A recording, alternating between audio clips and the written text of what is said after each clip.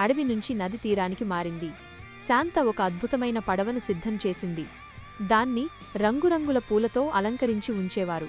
అందులో శాంత, ఆమె చెలికత్తెలు అద్భుతమైన బట్టలు వేసుకుని పాటలు పాడుతూ నాట్యం చేసేవాళ్లు.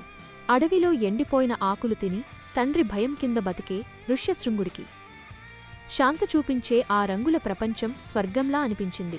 రోజూ అక్కడికి వెళ్లడం, వాళ్లు ఇచ్చిన తీపి పదార్థాలు తినడం, శాంత పాటలు వినడం, ఇదే ఆయన లోకమైపోయింది. శాంతలేని సమయం ఆయనకు నరకంలా అనిపించేది. పూర్తిగా ఆమె మాయలో పడిపోయాడు. ఇక సమయం వచ్చింది అనుకుంది శాంత. ఒకరోజు ఋష్యశృంగుడు నది ఒడ్డుకు రాగానే శాంత ముఖం చాలా విచారంగా పెట్టింది. ఋషీశ్వరా, మా యజ్ఞం సమయం దగ్గర పడింది. మేము వెంటనే మా లోకానికి వెళ్ళిపోతున్నాం. ఇక మళ్ళీ ఇక్కడికి రాము. మీరు ఇక్కడే సంతోషంగా ఉండండి. వెళ్ళొస్తాం అని చెప్పి పడవను కదిలించమని సైగ చేసింది. అంతే. ఆ మాట వినగానే ఋష్యశృంగుడి గుండె ఆగిపోయినంత పని అయ్యింది. ఇన్ని రోజులు ఆనందాన్ని చూపించి ఇప్పుడు శాశ్వతంగా దూరమవుతారా? ఆ బాధను ఆయన తట్టుకోలేకపోయాడు.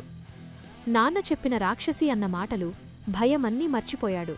వెంటనే ఆగండి, నన్ను వదిలి వెళ్ళకండి. మీరు లేకుండా నేను ఉండలేను.